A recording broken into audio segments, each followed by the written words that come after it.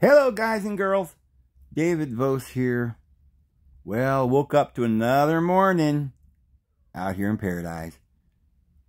Sun's coming up right now. It's beautiful.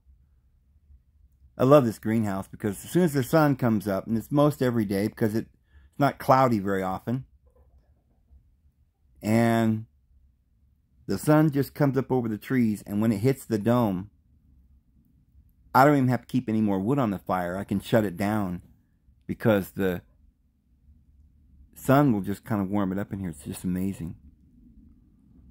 But guys, I woke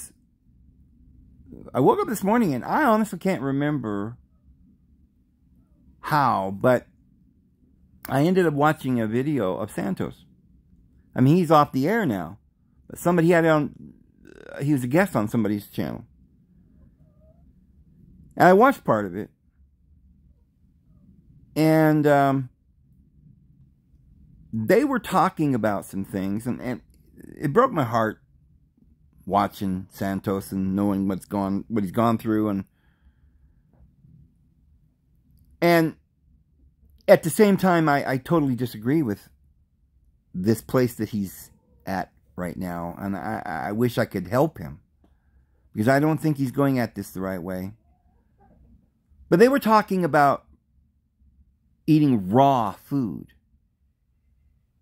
And as they were talking, it hit me. Raw sounds a little bit like the deity.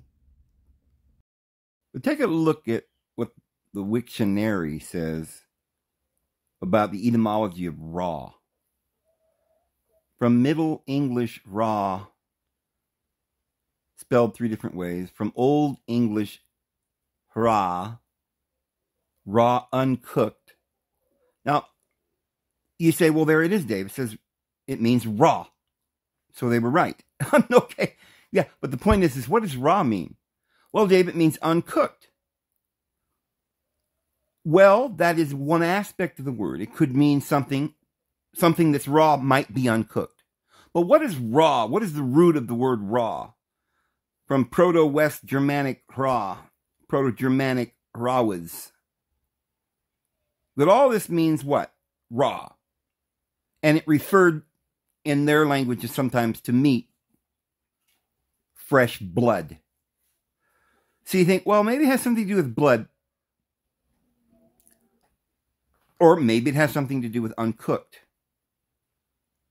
Well, if it means not cooked, that would mean negative.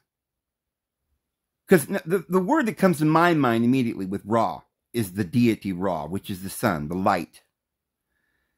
And initially I had looked this up because my mind, the Holy Spirit was telling me that eating things raw might have something to do with the Divine Father, Ra. And then I thought about Ra being light, and I thought maybe Ra wasn't necessarily just ripping something apart raw, but maybe it meant laid on a stone for the rays of the sun. And I admit that was just a thought, but I had all these thoughts going through my mind. And I looked this up, and I don't see when I do this, I don't normally see like most people would see. They look something up and believe whatever they're telling them. I have found that they never really lie too much. But what they do is they mislead. And I really think that they don't even mislead on purpose. They really don't know the intrinsic truth. It's weird how life is, there are truths. The worst of criminals live by certain truths. They put their pants on one leg at a time, just like you and I. But there's so many beliefs that you have that you don't even know you have. Subtle beliefs that you think everybody has those beliefs. Like it's wrong to murder somebody, or it would be ooey or yicky, or it would hurt you and your heart would hurt to see another one of your brothers die. Well, most people feel that way. It's horrid death. But there might be some people who don't feel that way, but you wouldn't know because you couldn't relate. But if there were someone, then he would have to have something going on inside of him that's a lot different than normal people. Beliefs that you and I don't have. We see the suffering of someone else and we conclude that that is bad because what if it happens to us? And since we don't want it to happen to us because we wouldn't want it to happen to anybody, because if it could happen to anybody, it could happen to us. Plus, we see ourselves in other people. I mean, the best example of that is you're a daddy and you have a son or a daughter. And most people love their children more than their own lives. It's a sense that of dignity and courage and divinity that's within human beings that isn't there in the natural world, in a dog-eat-doggy world. It's survival, your survival. But you say, yeah, but my dogs love each other. Yes, because dogs are a lot closer to humans than you think. They have the animal nature, but they have it a lot more than humans. But they still have the divine nature in them, just a spark. And yes, they love and they have these feelings. But we're talking about differences here of going downward and the other side going upward. There may be the lowest of the ones going upward and the highest of the ones going downward aren't too far different, and you can't hardly tell the difference. But there are people that have beliefs, and those beliefs are intrinsic. Can you just give somebody a set of beliefs? A brand new little robot. Is that what we are? Little robots. We've been programmed. We've been given a set of beliefs. And some, I don't know, machine-like sense in our body that just, has a bunch of zeros and X's or something. And it's just random. That's what cognition is. It's just analyzation. And we are just analyzers. Flowing through a goo of information. And we're analyzing, and that's who we are. But what is a we? What is a soul? What is a being? It's just an analyzer, and it's taking facts and putting them into little emojis, little orbs, or holding them into form through pleasures and emotions, fears. Yeah, fear will hold thoughts, images into a pattern. Well, that's bad. We don't want that mesmerism. But everything that is physical is some kind of mesmerism. Everything. Because if you love or care for someone, it's based on a thought back somewhere in your mind that holds your picture, your little paradise and the glory in your mind. The decision you make to see the world and to have a picture and hold that picture in mind, and it will manifest because you are the creator. But one little fear, one demon gets in there and starts lying to the rest of the crew. And they start believing things and having false teachings. They get a tree that gets a root, the tree of the knowledge of good and evil. It takes root, that fig tree that Jesus cursed. Because if it's not producing fruit, you should get rid of it and pull it up. But it's very hard to pull up a tree. But with faith, I say you can move that tree and uproot that tree right from the very ground and throw it into the sea. Why always into the sea? You throw the mountain into the sea, right? If you can move it. It'll be cast into the sea. Why? Because the sea is below the earth. Back down into the past, into the subconscious. You got a key, the key of Hades. That's why Hades has a key. He's the only one that's got a key. I know. Zeus has got a thunderbolt. What is that? Well, that means it's a ray of light. Oh, that's a good thing to have. It's real, right? That's where we want to go. But this key, what is this for? To open up the bottomless pit in the bottom of the depth of the deep and throw the golden devil and his demons and lock it. That's your subconscious. How do you get the bad and the evil down there, and the fears and the anxiety? How do you put it all down there and lock it? Through Christ, through the anointing. That's anointing comes from something oozy and oil. It is put on the head. Usually the oil comes from something like cannabis, right? The olive oil, certain herbs for the healing of the nations. And they would take the olive oil, mix it with certain spices and herbs, shall we say, like cannabis, which is the recipe that you find in the Bible that they put on when they anointed the high priest. It had cannabis in it. And they also smoked cannabis in the tent.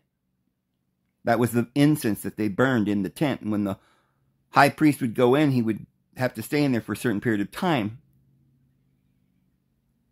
because they had to make sure that he saw the divine being, the higher consciousness. This is what we're talking about. We're talking about a being, who you really are, understanding what we're doing here. So if we're here, are we supposed to eat? What does it mean to eat? Do we even understand any of this? In this little very parable that we're living here in this world, we have to eat. But we have gotten a false belief in our mind. This is, everything we do is based on this false belief. It's so slight. It's the negative side of this world. That's where we're living. We could raise ourselves up into the higher side, the reality, into the fulfillment of the purpose of this life, if we could just get rid of this knowledge, the part of the knowledge that is painful. We want to have the happy part. And we learn that we do this and that causes this.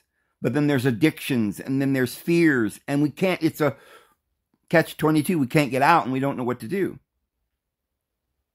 That's what the world is that we live in, is this duality of evil, suffering. We got to get rid of the suffering. But we can improve on it through learning. We can make wings to get around aerodynamics and fly. We can conquer the world, the beast, tame it by putting a bit in its mouth, plow the field, and what will it produce for us? So why are some people capable of murdering? Well, why are some people capable of eating animals and some people aren't? Like, I don't know very many human beings that could kill and eat their own pet. I'm not going to go into any more detail. But I don't know. And I think it's weird how people will immediately say, oh, but that's different, Dave. A cow and a dog, that's different. They're different. Of course you can't eat dogs, Dave, or horses. Where did the horse come from? Probably some sort of breeding from like a moose or caribou. That must be one of their ancestors. They have the same lips and everything. They're out in the wild. People eat them. Why do we not eat horses? Because horses weren't being raised for food that you could eat, because they were more valuable to ride. And so they started a thing in the world that you don't eat horses. Not because, we've tried it, tastes like crap. No. Not because they're like, we did a study and everybody who ate horses died when they were 60. But if you ate cows, you could live to be 70. Huh? No, none of this is, they didn't say, we had a study, we took tissue samples of horse and it indigestible to humans, or it has some bacteria in it. If you don't cook it properly, it will kill you. That's what they say about pork. But I think they're probably real pigs in the wild, and probably can't be much different than deer. They eat kind of the same thing. But the pigs that we see that slime around in the mud, those are hybrid pigs. They're not even wild pigs, but they feed them modern day kind of weird foods that are, most cattle even and all the things that you see out there. The food, the cattle, the lamb, the pigs, they're eating ground up animal protein, bones and ears and hide and even meat. And they're all cannibals, and this is where we get mad cow. But just talking, but in our psyche, what we talk about, we say, okay, yeah, it's okay to eat cows because they eat grass. Oh, grass. Well, grass is good. Obviously, the Lord made them to eat grass. They've got 2 stomachs. They eat the grass. They turned it into milk. Then maybe we should just eat the milk. If it's more valuable to keep the cow so it can continue to produce milk, then perhaps we should drink the milk and not eat the cow. Yeah, but Dave, even after about 20 years, the cow's going to die. Then what are you going to do? Well, it's probably, if it dies in this world, it's probably designed from disease. You wouldn't eat a dead cow. And you'd probably love that cow after being around that cow for 20 years. You'd have a funeral and bury it out back. And you'd all go out there and say, oh, this is where we buried old Barney. But my point is why do we have no problem? I got no problem, man, to eat a cow. We got no problem to eat a fish.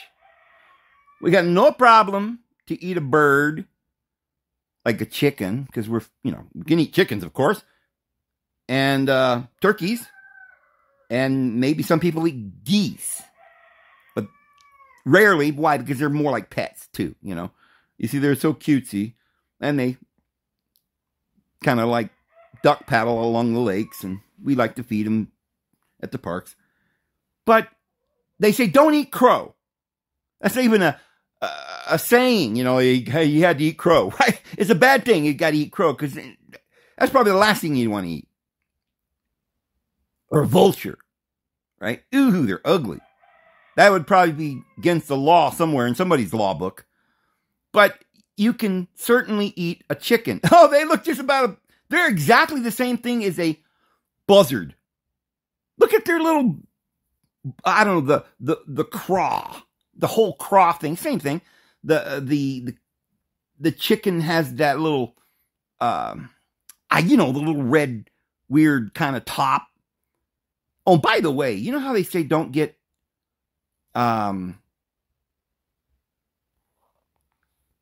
peacocks because they're so noisy? Nobody wants to have a peacock because they're so noisy. Man, I guarantee these chickens are noisy. I know that they can crow ever so often when they want to during the day, but I thought they pretty much just crowed like early morning, like as soon as the sun came up. But mine crow all day long, and half the night, most of the night, they're crowing off and on. They'll, something, they hear some noise or something, and they start crowing. But it's crazy. Anyway, I'm dragging this part of this whole thing out. But I'm pointing out that we've been lied to. That there is absolutely no difference between a cow or a dog. They wouldn't be more unhealthy. I mean, think about how people used to say, "Oh, it'd be unhealthy to eat a pig," because they're nasty animals, and it would probably be unhealthy to eat. Wait a minute, aren't all animals nasty? I mean, think about it. You ever seen an old cow in the field or a bull? You walk up behind an old, and he's got these little, Well, we won't discuss that. He's nasty, okay? He's mean, and you think, oh, he just eats grass, Dave. No, I lived in Texas. I was in the fields and watched the cows, and they don't just eat grass unless that's where you put them, out there in the field. But normally, buffalo and deer, animals of that nature, will find food wherever they can find it. Maybe in the spring they'll eat some grass, but they'll eat a lot of the nuts. Pigs eat exactly the same food as cows in the wild. They'll eat acorns. They'll eat the leaves. I've seen them eat oak leaves. I mean, goats, they say, oh, goats will eat all the leaves up halfway up the tree. Okay, but a goat is the same type of an animal. And cows will do it too.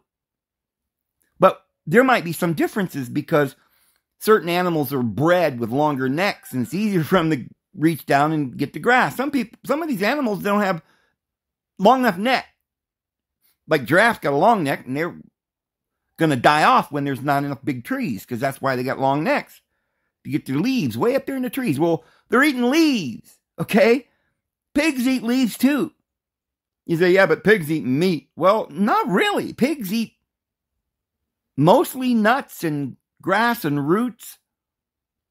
This is no different than most cows. So there really is no significance. But nowadays, I would not eat pork nowadays because they want those pigs to be fat. Now, same thing with cows.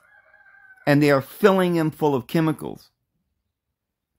And there are parasites in these animals that you're getting from the market.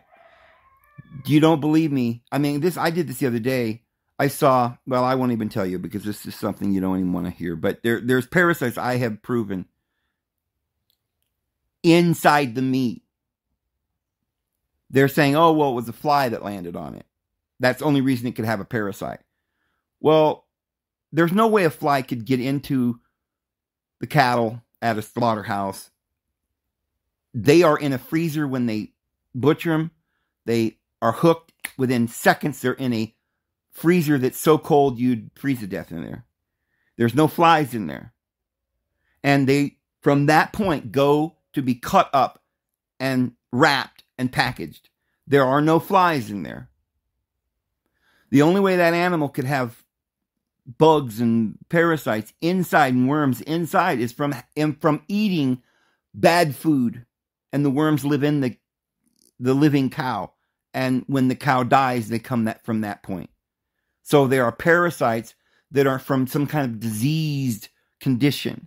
They're not just a natural fly or something that larvae or something. That's not what you're seeing when you're looking at these pictures of pork that's been, they pour soda over it and you can see the little bugs coming out of it. There's no flies. They don't repackage it. They package it that way from the factories now. And any place that they cut and package meat is in a cold area where there are no flies. They don't leave meat laying around outside somewhere warm because that's money to them. One day and it might spoil, and the people down the line will lose money and they will never buy from that person again. No, they've got this down. All the meat packaging is in cold areas and there are no flies. If you have parasites in meat, which you do, and every beef as well, fish, it's because the food is diseased. But anyway, so we're back to this point of raw. What does it mean to eat raw? So, you see where it says down here, more at re? Because in my mind, I'm wondering, does this have anything to do with raw or ray or sun? And it says, res, Portuguese, ray, Portuguese, real, ray, ria. All right, Middle English, ray, re, real, from Old English, heroa. All right, now, I'm thinking, yeah, it sounds a lot like raw, or ray, or radiation. And then they give you rough, fierce, wild, angry. And I thought angry could be like the sun is bright and powerful energy. So yeah, a ray could be energy, and you could, down the road, that could be a word that might indicate somebody being angry. Fiery, angry. But the root of it, rough, fierce, wild. Well, I thought wild was like the nature, like fierce and wild and ray. But then I began to think that the wild might have something more to do with why it's called raw. In other words, it's wild. It's natural. What does this word raw really mean then? Because we've got several ideas going now in my mind. Fierce, angry, wild, meaning raw. meaning untouched and natural, maybe. We really don't know. We've got all kinds of words: disturbed, troubled, stormy, tempestuous. Proto-Huros, bad, wild, from Proto-Indo-European kra, raw meat, fresh blood. Now we're back to blood. The rawness means that it has blood, or is it that it hasn't been cooked? Is it, because they said before it's anything uncooked. Now they're like something that has something to do with blood. Again, raw, if it means natural or not cooked or in its pure living state, it might mean like fire, living, like a ray of light, like something alive. What better to symbolize life but the light? And the light was the light of the world. The life was the light of the world. Or what is it? Scots say ray. Now there you go. R-A-Y, ray. Old Saxon, hooray. Evil, bad, angry. Gothic. So you don't want to eat your food angry. What? I mean, if we're being serious here, that the root of this word is angry, if that's what it is, then what does that mean? Don't eat angry food. What if the root of the word is rage? Like it says here. Evil, bad. Don't eat evil food. See, I don't know. I'm just saying that I really want to get the exact meaning. Where did this word raw come from? What's the point of this? Wild, fierce, outrageous, overexcited, frenzied, delirious, crazy? Wild sounds like closer than I had originally thought. Wild food. Raw food, maybe just wild food. Befuddled with liquor, half drunk, tipsy. Frantic, off the chain. Buzzed, merry, squiffy, drunk, intoxication, what? Kind of fizzly and bright and like a ray of sunlight, maybe? Reese, enthusiasm, fire, excitement, fire. Well, now, fire, why would it have anything to do with fire? Because maybe the word really is ray of sun, ray, light. And that can be interpreted as a fire. And fire can be interpreted as, energy or anger or a frenzy. All these words then go back to maybe the root of it really is just in the light, in the reality. What is light anyway? Truth? We got to go back to the truth, not the bad. We said he's a bad. Well, it's a riddle. Oh, it's a riddle. Well, anyway, I just thought that was pretty interesting. Riddle me, Ray. It's a riddle. Now, isn't that coincidental that they have that on the screen? Riddle. After all the riddles we've been going through trying to understand this. My only point is this. What should we eat? I was just watching a clip of Santos Bonacci. My honest impression, I don't want to hurt his feelings, but I have to tell you my honest impression. And Santos, if you have watched this, I love you, brother. I love you.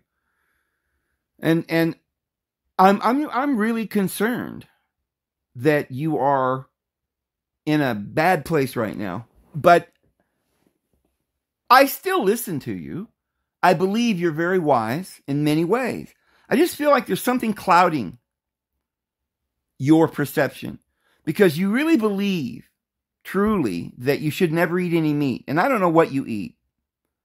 But I'm telling you, brother, you don't look really healthy at all. And it startled me a little bit, or it got me to thinking about some of the things you were saying. Because I don't want to discount what you're saying. I've had the same feelings. Like, I don't feel like it sounds like the right thing to do, to kill animals. And if we were going to really be moral individuals, right? If we think we're, going to only do stuff that is what? Moral? What is that? Something that a book said that you shouldn't do? Or something we think is the best and correct thing to do? Or do we got to go back to school and use and find the utility of the word? My daughter was bringing home this stuff, and I was like, this is how the logic they're using, utility. Like, if we get down to this, to what they are teaching in school and college right now, if you don't have a utility, you're not worth anything. In other words, if a child is born with any birth defect, it's not worth living. Utility says it's not to be utilized. It is a drag on society. Therefore, there's no morality that says life is precious. That does not compute. Does not compute. Does not compute. Because life is not precious to a computer. Why? Because they're not alive. Which proves that computers are not alive. Because there's something missing. Self-consciousness, self-awareness. And that's something they've never been able to create because you can't.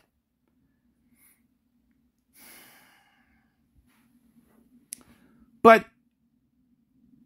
there's something more than just health. There's something more than science, logic. I think that's why we've got a trinity in the universe. Because you can't just put it all on one thing. You got to have the mama and the daddy and the child. And they're always there. Because if there was ever only the left side and no right side to the circle, you wouldn't really have a circle at all, but you'd still have a half moon, and there's still a left and a right on that. So everything has a left and a right, and male and female. So it's like once you do admit that you got a male and a female, and you find out that when you try to put mommy and daddy back together again, you get baby. And this just keeps happening. So maybe that law is the divine being, which exists by virtue of itself. The law of the Trinity.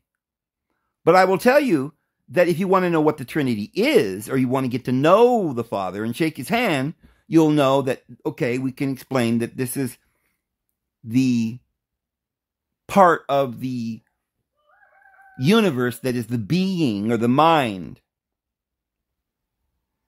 The I am. But then we've got this other part of the being, which is his awareness. How can you separate being from awareness? You know what I mean? Like, I want to be aware just as much as I want to be. A log bee. But the log doesn't know he is. So I want to know, and I want to have awareness. Now, the woman is the consciousness. But the one thing weird about consciousness is that it can only be conscious if it's conscious of one thing at a time. Because when you're conscious of all things all at the same time, you're really not conscious of anything. So we have to incarnate into the world and become everything and learn everything and overcome the world. And that's why Jesus died from the founding of the world, friends.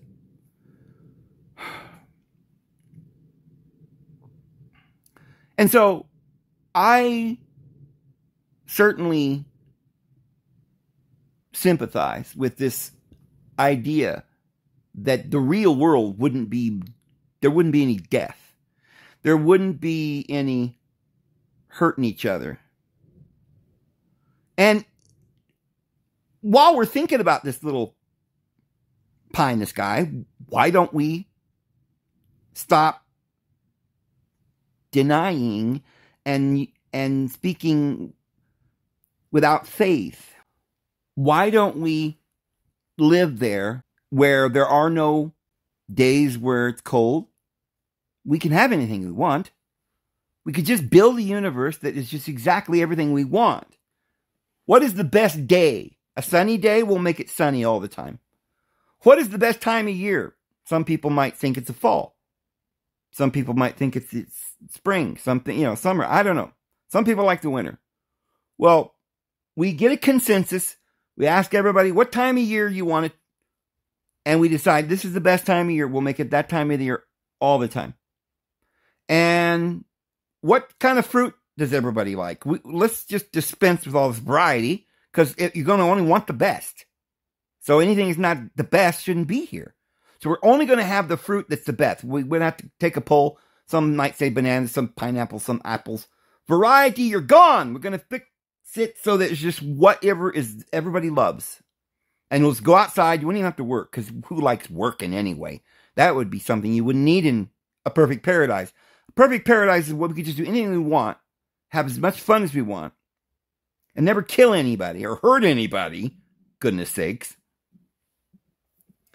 And therefore, we can't walk or touch anybody because you might scratch them or something. And that would be willful manslaughter.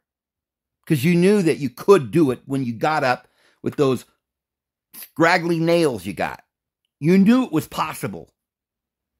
You took the risk. That was deliberate manslaughter. No. Anyway, in this world of perfection, we're only going to have the best fruit, and there's only going to be one. I mean, you can't say two, because how could you have two of them that are both best? So you can only have the best in the best world. And everybody's going to wear the same clothing because that's the best, right? Like Jehovah's Witnesses, they know what's best. And they just make a standard, like we get a uniform. That's why in the inner cities, when everything's crazy, and they're like, well, we don't know what to do if it's all crazy. Let's try this. How about uniforms? Well, it makes things a little better. Well, you know what that means?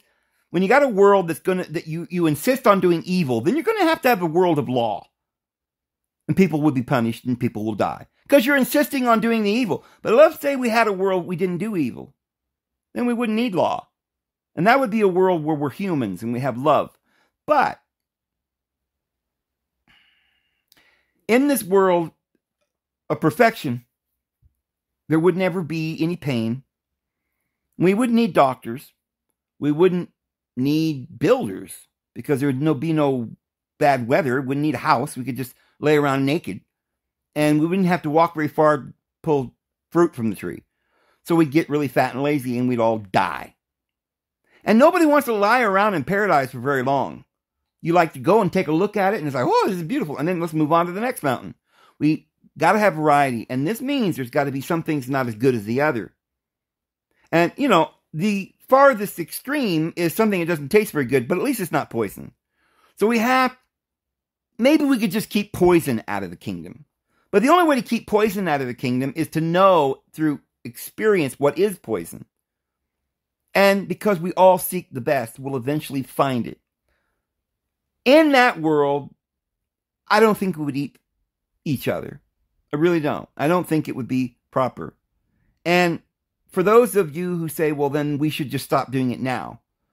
Well, I would say, since in that world where they don't eat meat, the animals themselves don't eat meat, and the curse is no longer on the ground that Yahweh put on it, and therefore it doesn't only produce thorns and thistles, but it will produce 100-fold. But what is this 100-fold? Is it really about food anyway? Honestly, you don't look good, Santos. I mean, something's wrong. Jesus even ate fish. My goodness. But what is this about? It's a spiritual thing, isn't it? It's about the inside of the cup, isn't it? It's not about what you eat. It really isn't. I mean, no matter how Santos looks or I look, and we're about the same age, that doesn't improve anything. Because everybody seems to be dying. But the question is, how is our hearts?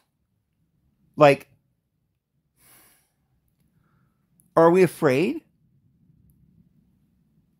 Or are we happy? Now, I'm not saying that you shouldn't be afraid if the government's trying to eradicate all the people.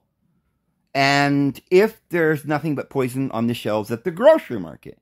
And if all of the children and the people around you are dying like flies. Then I agree we should start wringing our hands and hurling curses at the screen and threats. The problem is, and I honestly believe that, if Jesus would have accepted the idea that this kingdom is the only kingdom and there's nothing we can do about it, I think he would have been pretty perplexed. He probably would have said, Peter, get your sword. I guarantee Jesus would have took this kingdom over. Oh, buddy, they wouldn't even have. Him and his followers, Peter would have, he would have went right through that whole legion by himself. If this was the kingdom we were supposed to live in. There ain't nothing you can do.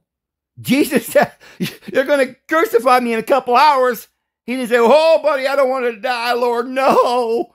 He's like, I got to go to my Father. You can't come right now. Oh, and I don't want you to come right now. You got business to do down here. I want you to go, and you see the light that you just got in your head, that truth? I want you to take that light, the knowledge that this isn't all there is. You know what else comes with that? You're going to take that to the people. Tell them about it. But what comes with that? Peace. What comes with peace? No fear. No curses. We turn the other cheek. You know why? Because they can't hurt us. They took our outer coat. We give them our inner coat. You know what that is? Our love. Our spirituality. They took the physical things, and we didn't argue because that's our brother. He was cold. He didn't know how to make coats. See, we know how to make coats with faith. The more we give, the more we get. We ain't hoarding this stuff. We don't mind if you came and, we got a homeless shelter here. Well, Dave, there's somebody snuck into the homeless shelter, and what's he doing? He's sleeping. Well, kick him out. He can't sneak in here. What? Somebody stole the coat? Well, guess what? I've got 100 coats. If I need a coat, the Lord will give me another coat. But I'm sure glad he got a coat. Because that man would have died the way he's thinking. Not knowing that he could get a coat just by asking the Lord. But he didn't know that. So I'm glad at least he got a coat. And good thing he got it from me. Because now I'm going to give him my inner coat. Because that's my brother. Oh, that's my brother. I remember growing up with my brother, and we used to play and wrestle, and I love that guy. Oh, I'd do anything for that guy. Oh, somebody says he did something wrong. Well, I'll stand up for him. I don't believe it. Well, somebody said they saw him out there under a bridge, homeless. He's on drugs. Idiot. Right? He can't even keep himself off of drugs like I can. Of course, it's pretty easy.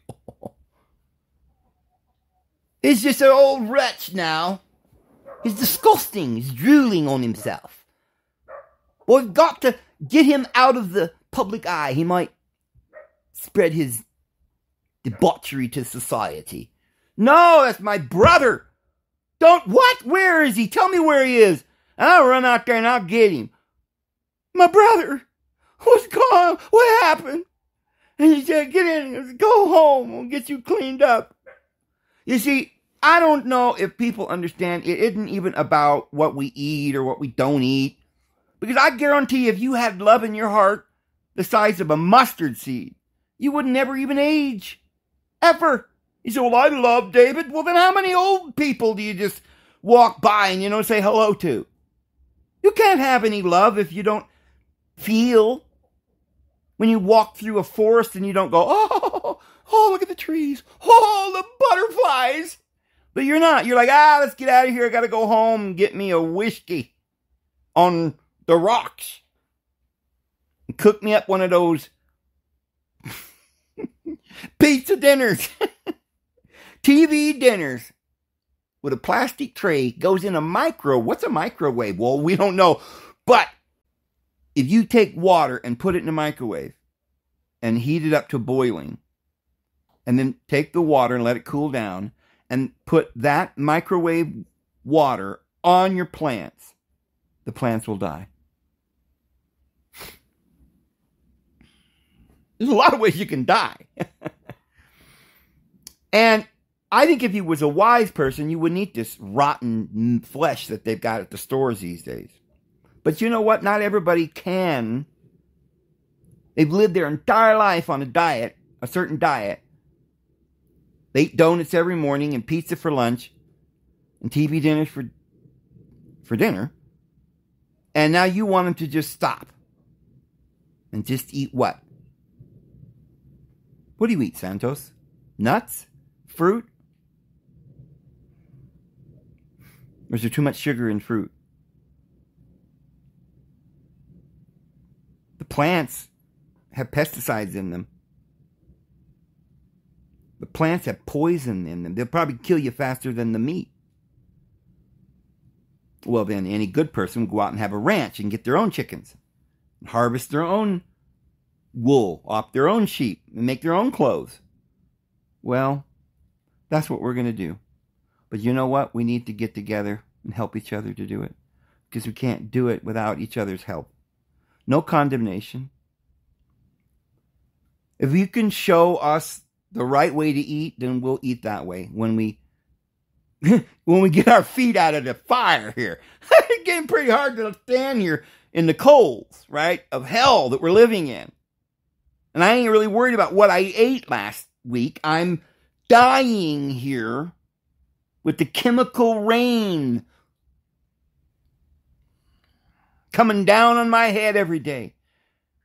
Oh, and by the way, I didn't even realize it, but for years I'd go into a restaurant and order coffee and I'm drinking bleach from their unfiltered water systems in all the stores and at the schools and at the hospitals. They're feeding us the bleach and heavy metals. It's immoral. But I've known some very good people. I have a good friend. I said, he doesn't feel good. All the time he's really sick. He doesn't know what he's going to do. And I said, well, we worked thinking about what it could be. And finally I was like, wait a minute, you drink the water in your town. And I know that place where you get that water is actually sewer. They treat the sewer and run it back through the in town and they drink it. And it's full of bleach and there's, I looked it up on the internet and there's arsenic and there's all kinds of stuff like hundreds of times higher than the levels that's allowed. And I bet, you've been drinking that? How many years? And I said, well, why don't you start buying some, I mean, it's not perfect, but get some spring water and buy it by the jug. And, well, it's a lot of trouble, he didn't really want to do that. Look, that's one of the best people I know. That man wouldn't lie to you. He wouldn't take anything from you. He would give you the shirt off his back. But, you see, in that place that he's in right now, he can't even think about these other things right now. You want him to think about, whether he's eating right, or all he can think about is this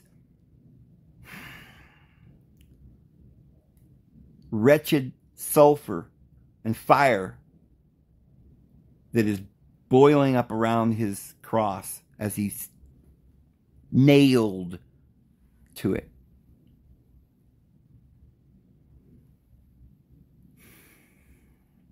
And the blood slowly running out of his veins.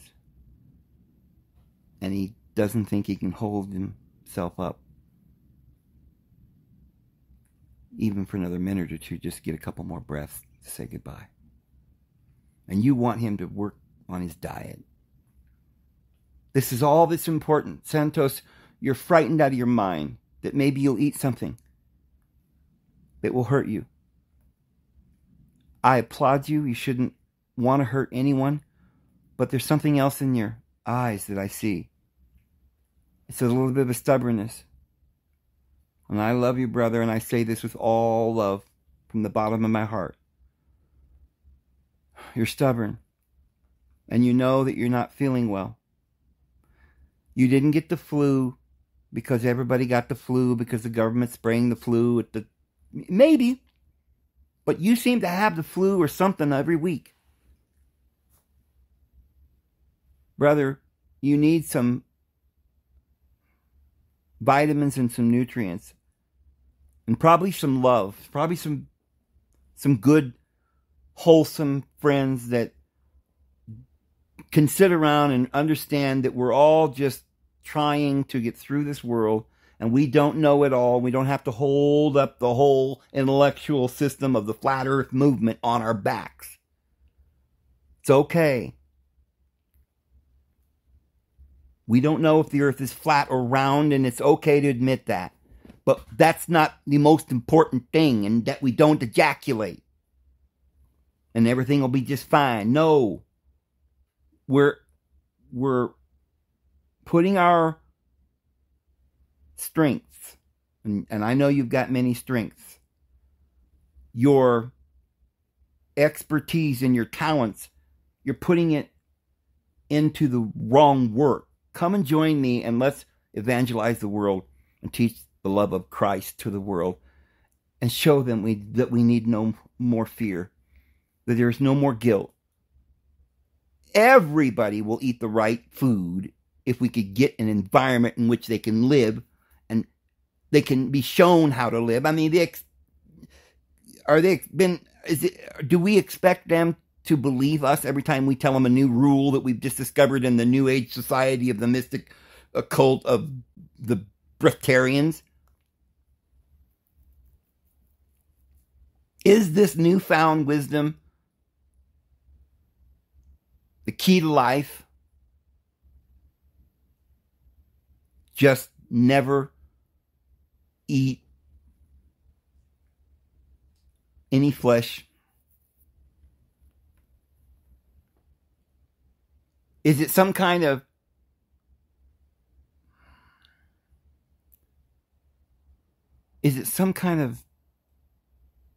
fanaticism? I mean, I hate to use that word, because there's a fine line between fanaticism and those who have found the truth and are just zealous for the truth.